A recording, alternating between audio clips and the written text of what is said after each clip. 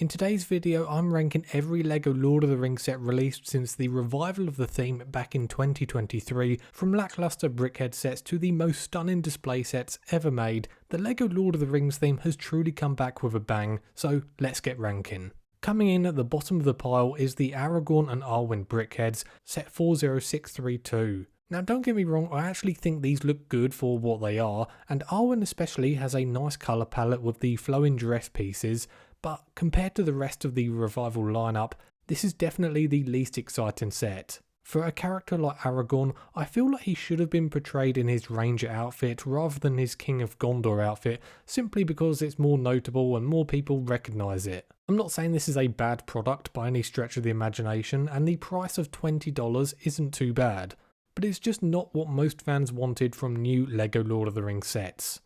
In at 9th place we've got Legolas and Gimli, again another BrickHeadz set, and these two have a bit more personality, especially Gimli with the beard shaping, but like the Aragorn and Arwen set before this one, it really just reminds you how badly we all want the minifigure versions in a normal set. They're fun little display pieces to go alongside the other larger sets in the theme, but this is just not something people will be centering their Lord of the Rings collection around.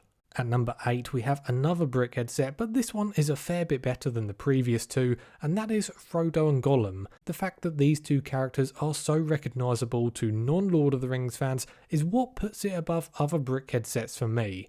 The design for both characters is really good, and it's also nice to see that because of a slightly lower piece count, the price is actually $15, so it's 25% cheaper than the other BrickHeadz sets on this list. At number 7 is the Fell Beast, which was released in 2024. The design was rather basic for the Fell Beast, I will admit, but the fact that it included a Nazgul minifigure made it extremely popular with fans, especially as you might want to get multiples of this LEGO set to complete the 9 ring wraiths. One of the big downsides to this set though is the fact that it was only available as a gift with purchase of Barad-Dûr, and these sold out worldwide within the first 3 to 4 days. So to buy a Fell Beast set brand new sealed is going to cost you nearly $100. And for such a small and basic LEGO set, even if it is a rather rare one, I just don't feel like it is worth it.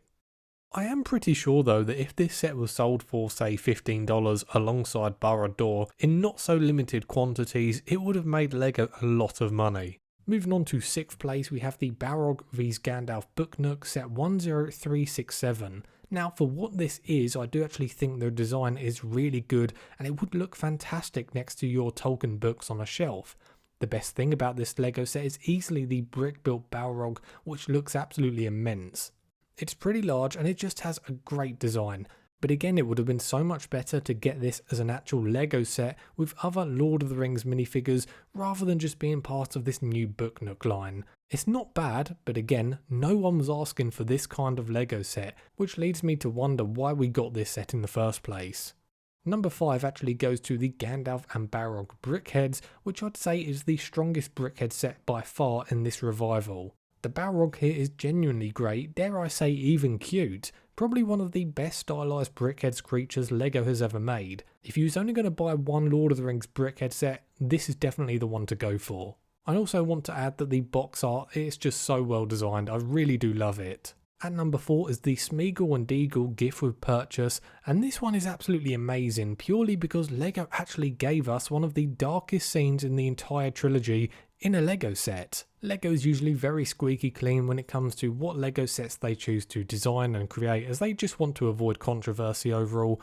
But hey, I'm not complaining because I actually think this is a great little LEGO set for what it is, and had it been sold on shelves for say $15 to $20, I think it would have sold really well, as the double layered design is done fantastically, and then you also have 2 exclusive minifigures included in the set. But unfortunately this was only available with purchases of the Shire within the first week, but not to worry if you haven't already got this set, as it's still not too expensive. You can grab it for around $70 brand new over on eBay.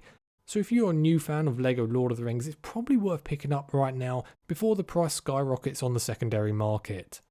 At 3rd place we have the Shire set 10354, and this is a stunning tribute to the more peaceful side of Middle Earth. The shaping of Bilbo Baggins' hobbit hole is really well done, the landscaping, the cosy interior designs, it nails the tone of the Shire perfectly, and the minifigure lineup is also really good, with nearly all of the minifigures being exclusive to this Lego set.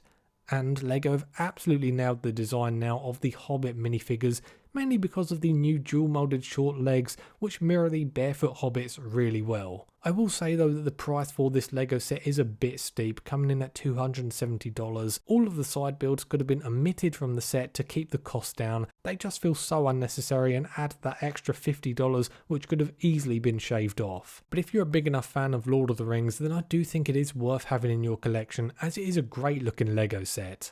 Now we are moving into some legendary Lego sets, and in at second place we have Barad-Dûr set 10333. This huge set comes with 5,471 pieces and 10 minifigures, all of which are exclusive to this set. And for the minifigures you get Frodo, Samwise Gamgee, Gollum, the Mouth of Sauron, Gothmog, 4 Mordor orcs, and the main villain himself, Sauron. So a perfect minifigure lineup and characters that fans were desperate to get their hands on. And on top of all that, the build is just perfection. I think it looks so intimidating. It's micro scale on the outside with some great rooms around the back to place your minifigures in, such as a dining room, an office for the Mouth of Sauron, throne room and a dungeon, and even a little cave for Gollum to hide in. And the fact that the Eye of Sauron even lights up is just the icing on the cake. It's one of my favourite Lego sets in my collection simply because of how good this looks on display. This is a proper centerpiece Lego set. However, there is still one Lego set that tops even this masterpiece, and of course, in at first place, it is set 10316, Rivendell. Still the crown jewel of the Lord of the Rings revival, and probably the theme as a whole. I mean, where do you start with this Lego set? It's not just a toy, it's not just Lego, this is brick-built art. The set is breathtaking from literally every angle. The architecture, the colours, the foliage, the minifigures, the shaping of the roofs, it is a masterclass in Lego design. Even at the $500 price point, this does not feel like a money grab like many other expensive Lego sets can do, and even though it's been on shelves for over 2 years, it still shows no sign of slowing down where sales are concerned. The set is hailed by many Lego collectors as being one of, if not the best Lego set ever made, and I totally agree. I cannot think of another Lego set that is as good as this set all round. You've got 10 out of 10 minifigures, 10 out of 10 design. It's just a 10 out of 10 Lego set. Rivendell at first place was never in question. For me, it is the GOAT. But which modern Lego Lord of the Rings set do you think is best? Let me know down in the comments section, and to stay up to date with all the Lego Lord of the Rings sets coming out in 2026, be sure to subscribe to the channel. Thank you so much for watching, have a great day, and I'll see you on the next one.